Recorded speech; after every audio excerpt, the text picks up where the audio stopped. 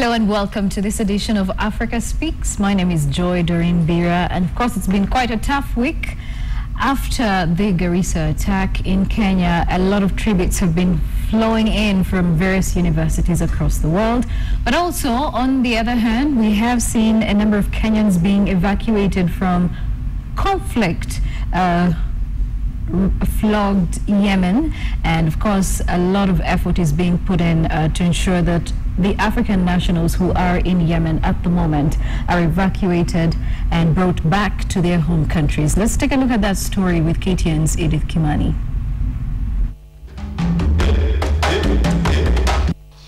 If the Ministry of Foreign Affairs has a compass, then it's pointed southwest of Asia, specifically at Yemen. It is from this country on the Arabian Peninsula that the Kenyan government, with the help of the Chinese and Indians, will evacuate an unknown number of Kenyans caught in the ongoing conflict. The ministry's plan is already in motion, according to a statement sent to newsrooms. The Chinese and Indian naval vessels are currently in the region evacuating not only their nationals but also those of friendly countries that have requested them to do so. The statement reads in part, "Those evacuated are transferred to Djibouti for their governments to arrange transport to their respective home countries. A number of Kenyans," the statement continues, "have managed to utilize this arrangement." Trouble in Yemen erupted in September of last year when Iran-backed rebels seized pockets of Yemen after they entered the capital Sana'a, forcing the government to flee. Since then, the country has been embroiled in turmoil, and it is not clear how many Kenyans have been caught in the conflict. According to the statement, however, those stranded on the eastern side of Yemen have been asked to travel to neighboring Oman so that they can be evacuated through Muscat, while those near the border with Saudi Arabia will leave via Jeddah. It is not clear how many Kenyans are currently in Yemen, but the Foreign Affairs Ministry says arrangements are underway to have 150 Kenyans who are in landlocked Sana'a airlifted by chartered planes. Nearly 650 people have died and another 2,000 injured in the conflict in Yemen. Edith Kimani, KTN. Thanks, Edith, for that story. And just like I mentioned earlier, a lot of tributes have been coming through to Kenya in regard to the students who were killed in Garissa in the attack that did happen earlier on in the month of April. And of course now France has offered 79 scholarships to the surviving students there, and also 25 scholarships from Italy. Let's take a look at that story with Najma Ismail.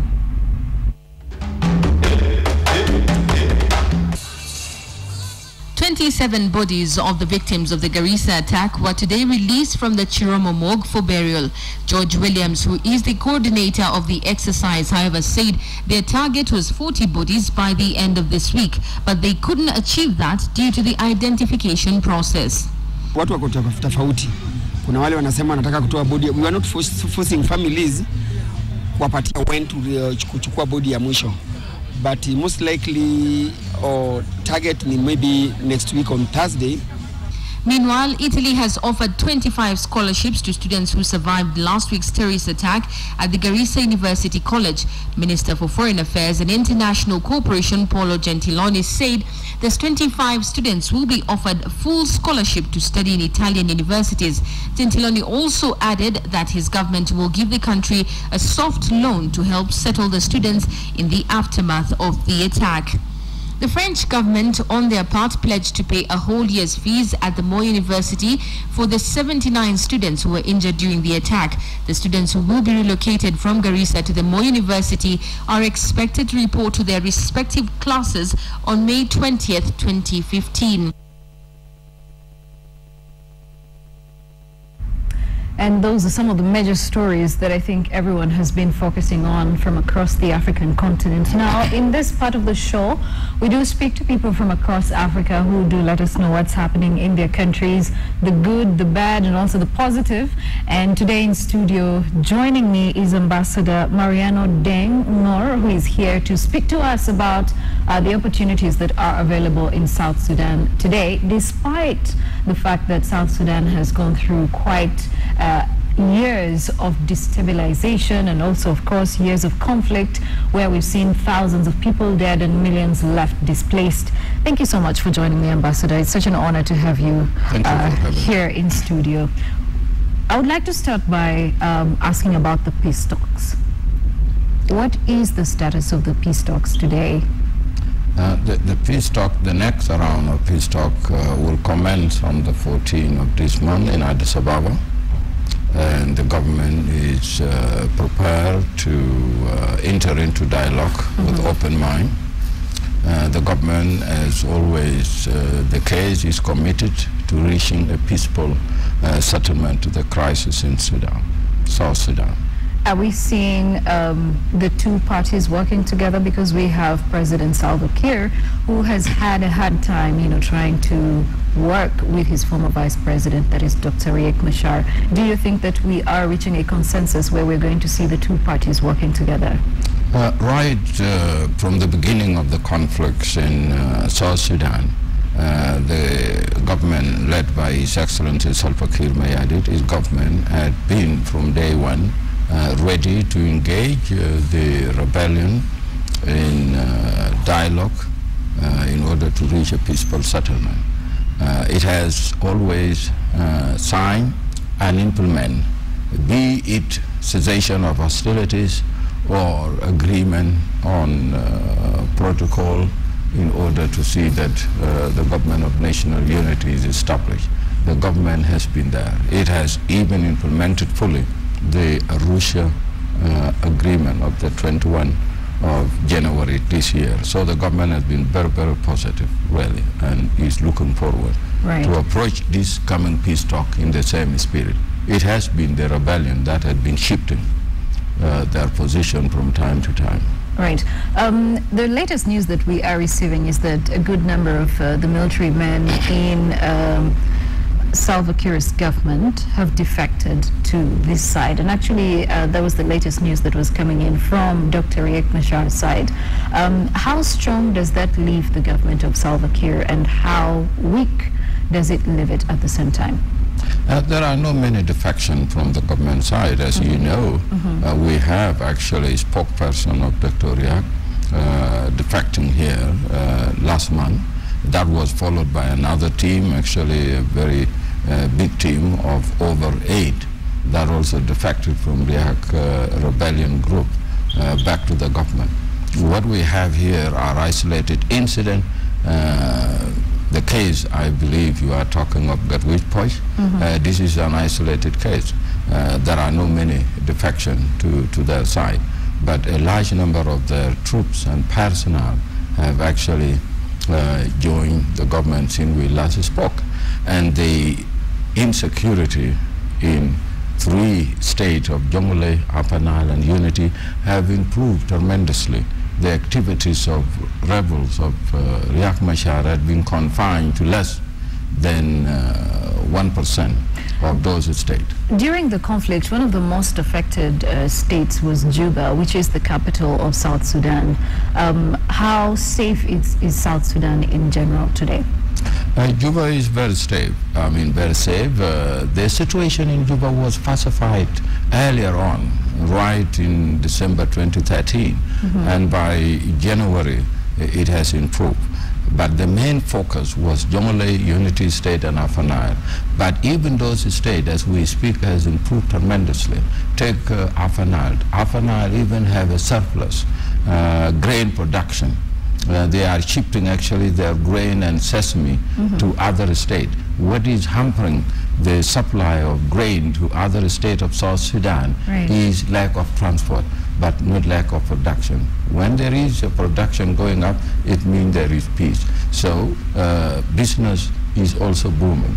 And I tell you that the infrastructure is being built up, and there are major projects that are now being undertaken by the government, as well as agriculture. All right. Let's talk about The last time you were here, we were talking about foreign citizens not being allowed to work in South Sudan, which in one way or another might have been a miscommunication. But how is the status of foreign citizens working in South Sudan? Because we've seen a lot of complaints coming in from Kenya, from Uganda, from the neighboring countries like Eritrea and Ethiopia, where citizens claim they've been mistreated in South Sudan. But let's just clear the air. What is the status of foreign citizens living in South Sudan? The real situation then was actually a new country establishing the laws so that the investment market, the employment market is regulated. And this was for both the citizen and the investors' benefit, because any competitive country need to have laws that regulate the market and that regulate the investment itself.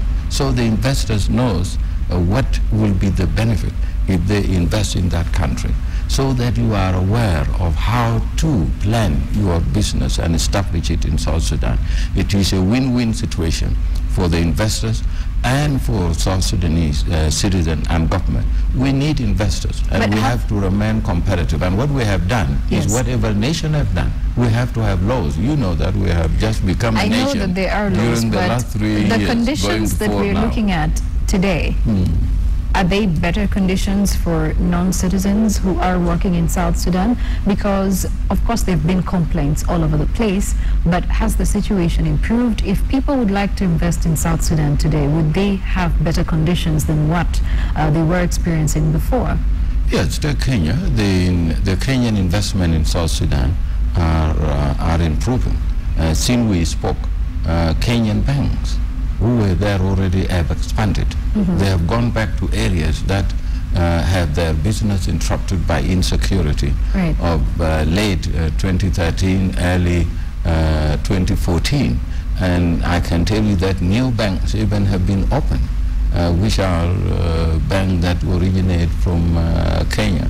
The KCB, the Stanbic and Equity Bank, they are flourishing. And South Sudanese still have confidence in financial institutions that originate from Kenya. And the increase indicate that there is. If there are problems, and there should be always, these are isolated incidents that happen in any society, but these are the problems that are being tackled as we go. Right.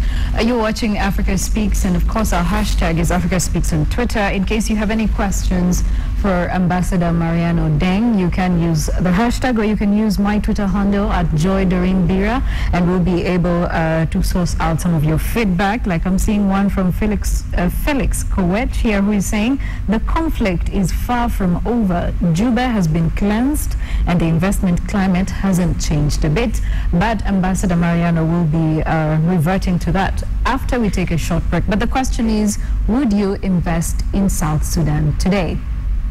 The hashtag Africa Speaks. Let's take a short break. We'll be back shortly. Welcome back. This is Africa Speaks, and today we are questioning the state of South Sudan today. Would you invest in South Sudan, the world's youngest nation? Even though they've gone through a whole series of conflicts, you know, we've seen a lot of people killed and, of course, millions displaced. And we're also asking the question of whether or not all the people who were displaced have returned home. And if they returned home, are they safe? Have they returned back to their homes of origin, or are they just, you know, meandering around without a specific place to settle? And before we took the break, Felix Kowich was saying the conflict is far from over. Juba has been cleansed and the investment climate hasn't changed a bit. What do you have to say to that? The opposite is happening, and let us be very factual. If you see the financial institution that had been investing in South Sudan before even independent, they have continued to expand after the Juba situation crisis of December 2013 and early 2014. They have now expanded, and they have even gone back to those states that they left during the intensification of crisis at the end of 2013 and 2014. That is a very clear factual indication that the situation is improving, that the investors feel that this is an environment where they can invest and they have a confidence.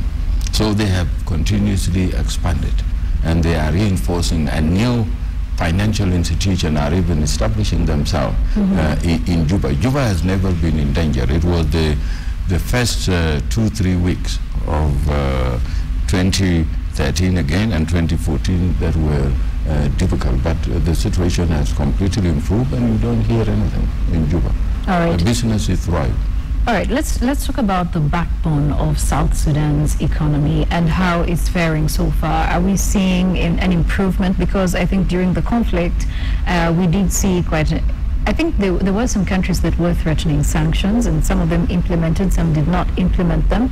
But what is the status at the moment of the South Sudan's backbone to the economy?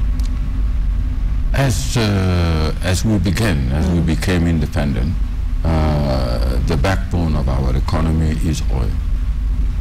The crisis have dented the oil production, but the global oil price reduction has affected us as it should. All other countries, even major producing countries, have been severely affected, and so do we. But we are diversifying. We have now brought in a large number of tractors, 800, and more will be coming, in order to beef up agricultural production. We are also looking at other mining sectors in order also to produce and to utilize that for the for the improvement of our economy. We will also be looking at education, and we are also working very hard to ensure that schools are built. There is a program now which is fully funded of 180 schools being built right now. Funding is available. In the next 5 years, we are building 350 schools across South Sudan. We are also working on infrastructure. There is a second bridge being built across River Nile into Juba. That is a major effort. There are highways also that have started, and some of them are about to start. We are working with our partners in order to ensure that the preparation for the standard gauge railways is extended to South Sudan when it reaches our border. All these projects are intended to ensure that our development proceed accordingly. So we are not hampered, but obviously, the oil, plumbing of prices have affected South Sudan, and that is ever global, ever global present. Right. To the, let's to the international community. Someone here is asking, every time we get confused about what is required for a non-citizen to work in South Sudan, can Ambassador Mariano clear the air on that? So what is required? Say, if I'm a non-citizen of South Sudan and I want to go invest in South Sudan, what are the requirements for me to have, for me to smoothly conduct my business in South Sudan? Well, what you need to do is actually to go down to Juba, get the relevant regulation, and apply, meeting those requirements. And once you are licensed, you will be operating smoothly. Is there a way this can be done from the embassy here? It is better be done in Juba. Why is that? Why that? That is because all major institutions and agencies are located. And these are also relatively new laws. It takes time to develop. Even the countries in the region here who have been around for over 50 years are still working on those laws and regulations and echo parliament. It will take time, but as a newcomers, as a new member state, we have gone a long way, because that is why we have this powerful financial institution operating in South Sudan. Right. So aside from what you just mentioned, which are the opportunities that anyone, a South Sudanese national who is returning home, or a non-South Sudanese who would like to work in South Sudan, what are some of the opportunities they can venture into for income generation? Right at the moment, there is a lot of, of hotelier industry across South Sudan. Some come even from Asia, some from Europe, and majority from Africa, from neighboring countries. We also have seen a strong presence of financial institutions, mostly from Kenya, And they had been doing very well, and they are doing very well. In fact, they serve the public service community of South Sudan right across the country. And also we have business opening up in terms of provisions of quality food, be it meat, be it fish, be it grain, rice, and corn flours. These are all areas of high demand, of constant high demand. At the end of the day, everybody wants to have a meal on his or her table. So these are the areas that we would like, our investors to invest in. We are opening up agriculture too. If you have expertise, it is also possible to work with the Ministry of Agriculture and see how you can actually operate in South Sudan under those laws that have just been established. And I'm quite sure you will make a humble business benefit. Right. Someone called Mark Philo is saying, if I were a businessman, I wouldn't reinvest in South Sudan because the last time most foreigners were harassed. Foreigners has never been harassed. There may be isolated incident, but there has never been a policy to harass. Let me go back again. If he has really lived in South Sudan, he will agree with me that almost 90%, if not more, of public servants in South Sudan, including organized forces, their banking and salaries are channeled through KCB and other financial institutions who originate from Kenya, right. Whose headquarters are in Kenya. How would people harass those institutions? They will be harassing themselves, because at the end of the day, when your salary comes, you want to go and get it. So, right. So these ideas, I think, are isolated. And if somebody really have been, unfairly treated, please let me say to them that this is an isolated incident, and the government is working very hard to ensure that really those who come and those who are licensed work without hindrance or harassment. That is not a policy of the government of South Sudan. We want you to come and stay. Even initial Kenyans who went there were invited by South Sudanese to go and work with them. Okay. For somebody who is traveling to South Sudan, the East African community, are they exempted from getting visas? You just fly to South Sudan? And the other question would be, for the rest of the African continent, which of the countries would need to apply for a visa to travel to South Sudan? Well, Kenyans get their visas at at Juba International Airport. In fact, all neighboring countries get it there, but farther afield, they have to apply accordingly. But this is also a process. We are working with African countries, one by one, to see to it that our citizens travel with great ease, without undue restriction. Okay, it is in our interest, and it is also the interest of our guests. For the citizens from further afield, how long does it take to process the visa? 1 week, 2 weeks, 3 weeks? How long? It doesn't take long.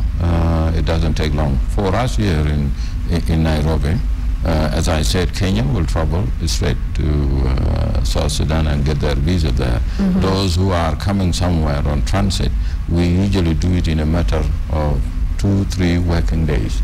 Unless there are issues that need to be clarified. Otherwise, it doesn't take long at all. Right.